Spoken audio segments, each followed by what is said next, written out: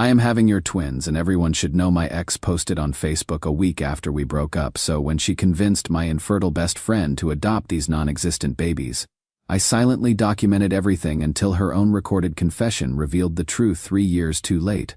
I, 27, never thought I would be posting something like this, but I am at my wit's end and could use some outside perspective. I grew up in a small Appalachian town in Tennessee where everybody knows everybody's business, and reputation matters. I run a custom furniture business that I inherited from my grandfather.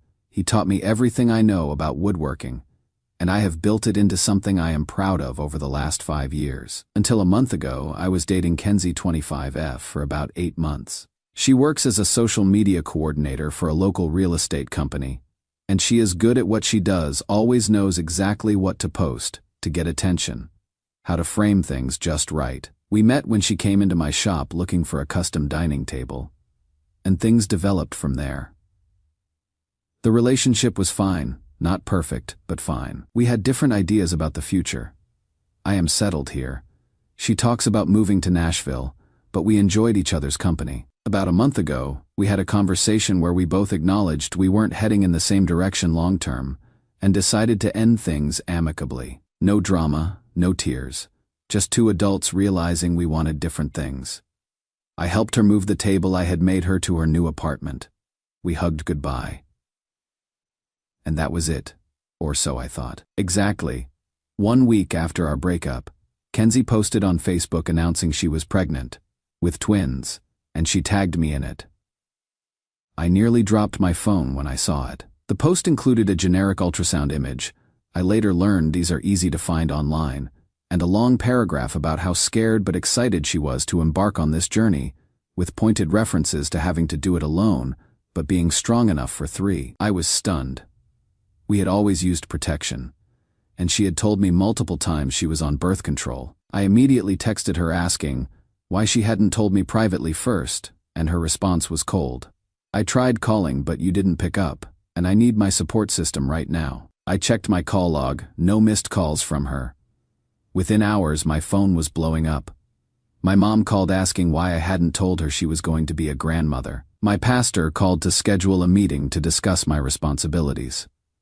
Friends were alternating between congratulating me and asking why I had broken up with Kenzie if she was pregnant. I tried to talk to Kenzie privately about this, but she would only communicate through texts saying she was too emotional to talk in person. When I asked about the timing, how she could be sure she was having twins just a week after our breakup, she said she had been keeping it from me because she knew I wasn't ready to be a father. When I suggested a doctor's appointment together, she said she didn't want to stress the babies with needless conflict.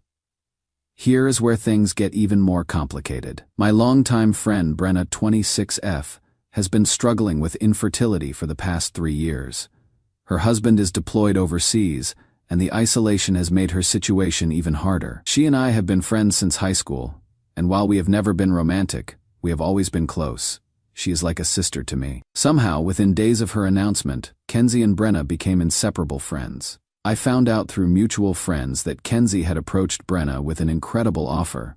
Brenna could adopt one or both of the twins when they were born. According to what I heard, Kenzie told Brenna that she wasn't ready to be a mother but knew how badly Brenna wanted a child, and thought this was meant to be. When I tried to express my concerns to Brenna, suggesting that something seemed off about the whole situation, she became defensive and accused me of trying to get out of my responsibilities. I have seen the ultrasound. Cole, those are real babies. Your babies, she told me. How can you even suggest Kenzie would lie about something like this? I am not a confrontational person, never have been. After my parents split when I was young, I learned keeping peace was safer than rocking boats. I am always the first to apologize, to walk away from arguments. But this situation has me questioning everything. While I cannot definitively prove Kenzie isn't pregnant, several things don't add up. The suspiciously timed twins announcement just a week post-breakup, her refusal to let me attend any appointments, the generic ultrasound with no identifying information, how quickly she befriended my vulnerable friend Brenna, and her casual adoption discussions despite being supposedly early in her pregnancy. I am trapped. Questioning her publicly makes me look like a monster who abandons and disbelieves a pregnant woman. Going along means enabling what feels like cruel manipulation of Brenna, and potentially paying child support for children that might not exist or be mine. Meanwhile, clients are canceling orders. My mother vacillates between excitement and disappointment, and Brenna looks at me like I am the villain. Something in my gut says this is wrong, that Kenzie is using this for attention and to punish me while exploiting Brenna's fertility struggles. Am I crazy for thinking this might be fake? And if I am right, how do I prove it without destroying my reputation? Edit. About demanding a paternity test, she is claiming to be only 6 weeks along, so it is too early. Plus, publicly demanding one now would only further damage my standing in the community if I am wrong. Update 1. It has been about 3 weeks since my original post, and things have gone from bad to worse. I want to thank everyone who commented with advice and support. Reading through your responses helped me feel less crazy, even as the situation around me has become increasingly unhinged. Kenzie has ramped up her social media campaign significantly. She is now posting daily updates about her pregnancy journey, complete with carefully filtered selfies where she is cradling her stomach, which looks exactly the same as before, vague references to morning sickness, and pointed comments about learning who really supports you when you are at your most vulnerable. Kenzie's created a #ThornTwins journey and secured sponsorships from local businesses. Collecting free baby products, she proudly displays online. Worse, she is weaponizing my silence, posting things like some people would rather hide than face their responsibilities with staged photos of prenatal vitamins and twin teddy bears. The real gut punch came when Brenna announced on Facebook her excitement about finally becoming a mother by adopting the twins. When I called her, she claimed Kenzie showed her messages where I questioned the baby's existence, messages I never sent. After 15 years of friendship through everything from her parents' divorce to my grandfather's death, she believes fabricated evidence over me. When I suggested meeting in person, she replied that Kenzie warned her I might try to manipulate her too. Meanwhile, my reputation is crumbling. My mom's prayer group is praying for my redemption. The pastor's wife cornered me about her disappointment, and I have lost 3 more furniture orders from longtime clients. Only Garrett, my mechanic friend, privately admits the timing seems suspicious though. He warns, "You cannot win this one. Either she is telling the truth, and you are the bad guy for questioning it, or she is lying but has everyone so convinced that you will still be the bad guy." His girlfriend, a nurse at our town's only OB-GYN, mentioned twins aren't typically diagnosed as early as 6-7 weeks when Kenzie claims she learned about hers. I am documenting everything but cannot find an impartial lawyer locally. Last weekend hit rock bottom when I overheard 2 men at the diner.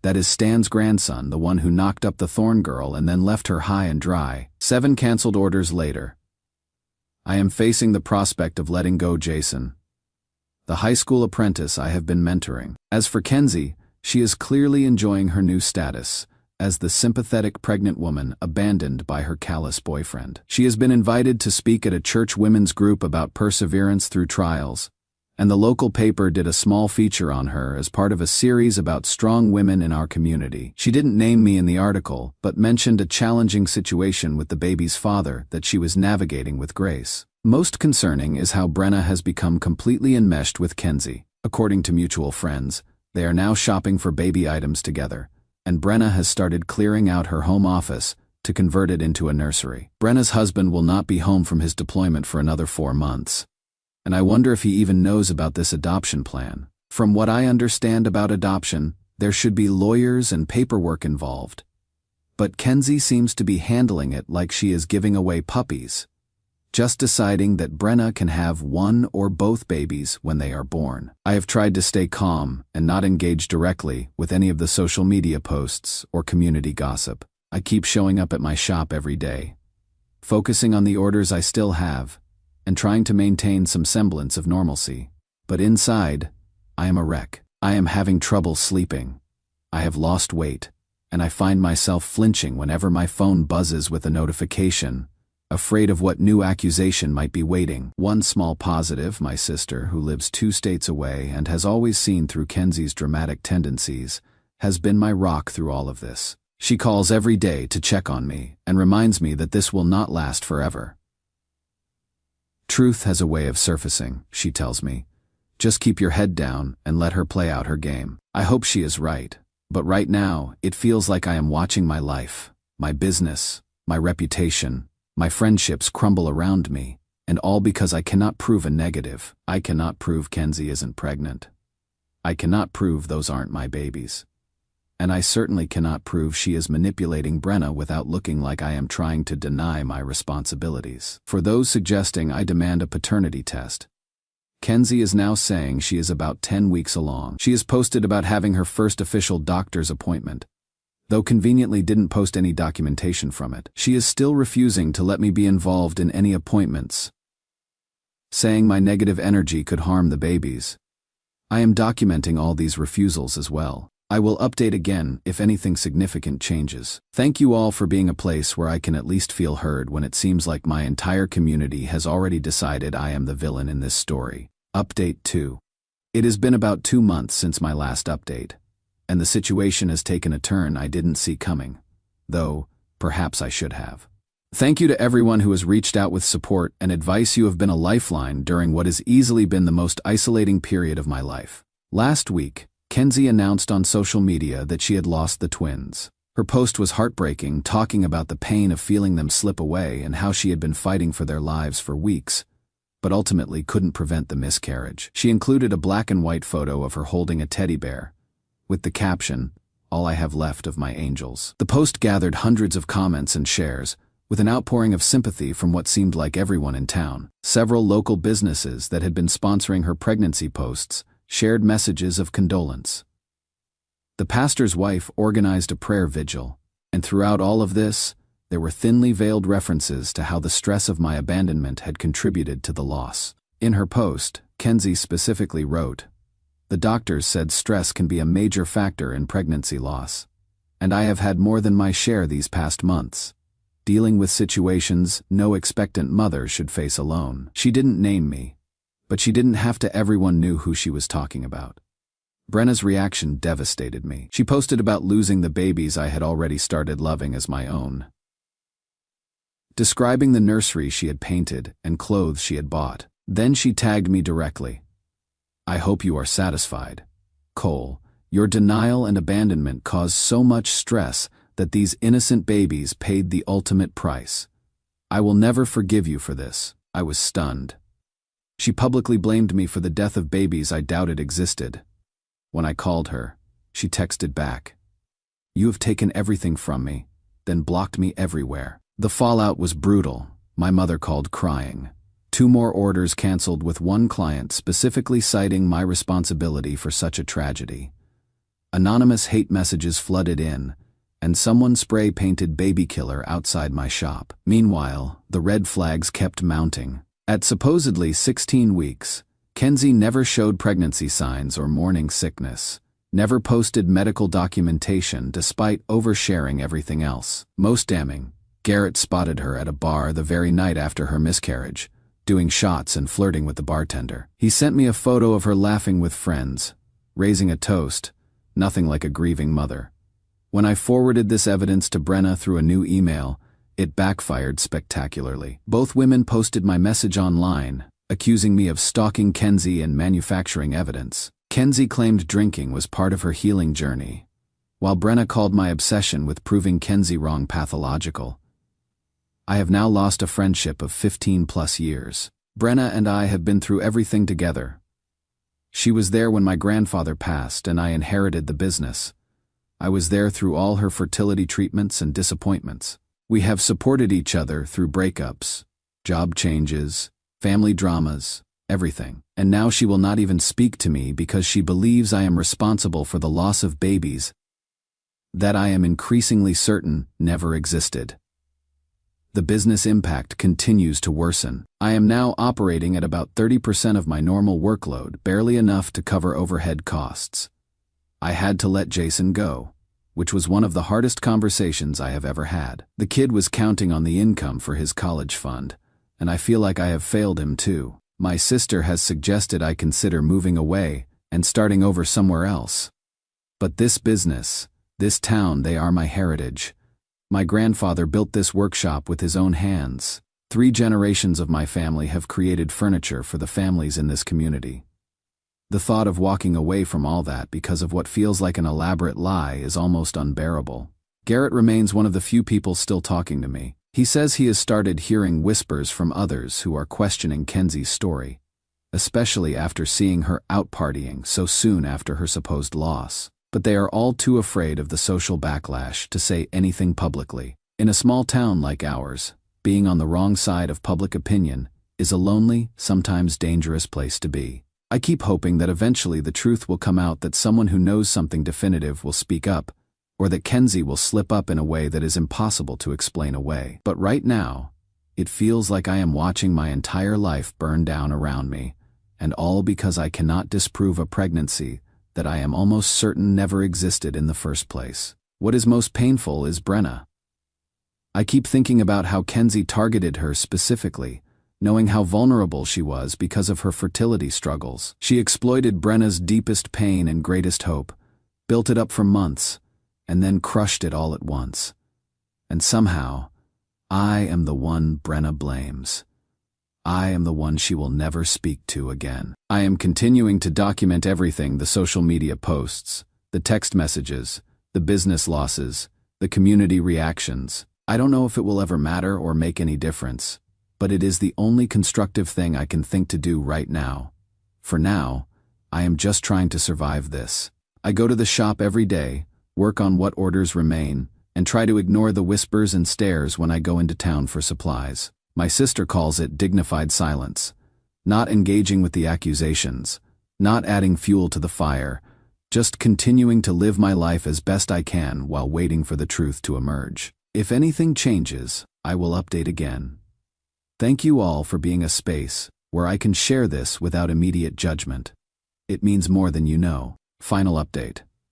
It has been 3 years since my last post here, and I have debated for a long time whether to share this final update. Part of me wanted to leave this chapter of my life firmly in the past, but I received so many supportive messages and advice from this community that I felt I owed you all some closure on what happened. The truth finally came out about Kenzie's fake pregnancy, but not in the way I expected, and far too late to undo most of the damage it caused. About 6 months after my last update, Garrett, the mechanic friend I mentioned, was at a bar in the neighboring town where Kenzie had started spending more time. He overheard her talking to a guy she was clearly interested in, and to his shock, she was bragging about the whole pregnancy scam. Garrett managed to record part of the conversation on his phone, where Kenzie can clearly be heard saying, "It was so easy. You just post an ultrasound pic from Google, talk about morning sickness, and everyone falls all over themselves to support you." By the time I announced the miscarriage,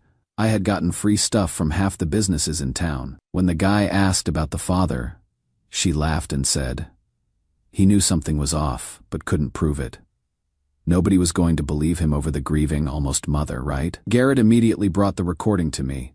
My hands shook as I listened to Kenzie casually discussing how she had destroyed my reputation and business for attention and free products. After some consideration, I decided not to post the recording publicly, partly because I wasn't sure of the legality of the recording itself, and partly because I had learned the hard way that public accusations often backfire in small communities. Instead, I shared it privately with a few key people: my mother, my pastor, and the owner of the local diner, who had always been a central hub for town gossip. I didn't push them to spread the information, just asked them to listen and judge for themselves. Over the following weeks, the recording made its way through town. Garrett also found other witnesses who had heard Kenzie make similar boasts or had noticed inconsistencies in her story. Gradually, public opinion began to shift. People who had canceled orders sheepishly reached out about rescheduling. My mother's prayer group, which had been praying for my redemption, switched to praying for healing in our community. After such deception, Kenzie initially tried to claim the recording was manipulated or taken out of context. But when multiple people came forward with similar stories of her bragging about the deception, she changed tactics. She deleted all her social media accounts and abruptly moved to Nashville, where she had always claimed she wanted to live. According to mutual acquaintances, she is now working for a different real estate company there and, most disturbingly, has 4 children with different fathers. Real children this time, but the vindication came too late for a lot of things. my business had already suffered irreparable damage. I had to sell my grandfather's workshop to cover debts and eventually took a job with a commercial furniture manufacturer 2 towns over. I still make custom pieces on the side from a small home workshop, but the family business that had been passed down for 3 generations is gone. And then there is Brenna. The revelation about Kenzie's lies hit her even harder than it hit me. She had spent months planning her life around children that never existed, had shared her hopes and excitement with everyone, had painted a nursery, and bought baby clothes. When the truth came out, she refused to accept it initially. She accused me and Garrett of fabricating evidence to escape responsibility, and clung to Kenzie's version of events, even as Kenzie herself was abandoning the story. Eventually, as more evidence emerged and Kenzie fled town, Brenna had to face reality. But rather than reconnect with me or apologize, she spiraled into depression and alcohol abuse. Her husband returned from deployment to find her deeply changed. They tried to make things work, but divorced within a year. The last I heard, she had remarried quickly to a much older man from out of state, who could provide financial security, though not the family she had always wanted. She still lives in town, and occasionally I see her at the grocery store or gas station. We don't speak. The few times I tried to reach out after the truth emerged, she responded with such anger and pain that I eventually stopped trying. I think facing the truth about the babies would mean facing how thoroughly she had been manipulated and how badly she had treated me. And that is a reality she is not ready to confront. As for me, I have rebuilt some semblance of a life. I am engaged now to a woman I met at the furniture company, someone who knew nothing about the drama when we first started dating and who believed my version of events when I eventually told her the whole story. We are looking at houses in a different county, somewhere with a bit more anonymity and a fresh start. I still have trust issues, especially regarding social media. I have minimal online presence now and am extremely cautious about what personal information I share. I document everything in my life that could potentially be disputed later: text conversations, agreements, promises. Some might call it paranoia, but after watching how quickly a fabricated story can destroy everything you have built, it feels like necessary protection. The experience changed how I see small towns too.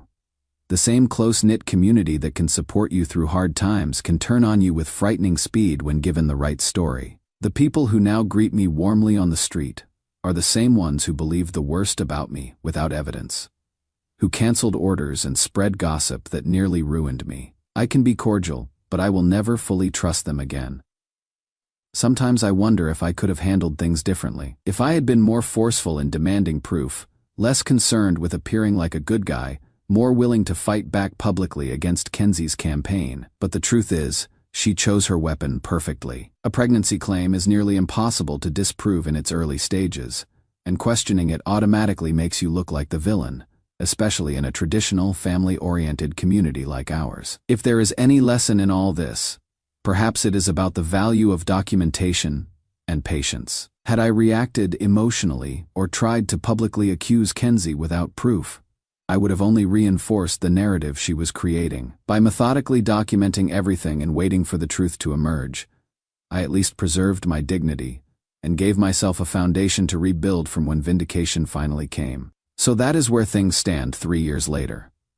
The truth came out, but too late to save what mattered most. Kenzie got her attention fix and moved on to new victims. Brenna got so lost in the lie she couldn't find her way back to reality. I got an expensive education in how pregnancy claims can destroy your life, even when they are complete fiction. Sometimes the truth sets you free. Sometimes it just sets you apart. Thank you to everyone who offered support and advice throughout this nightmare. It made a difference knowing there were people out there who didn't automatically assume the worst about me.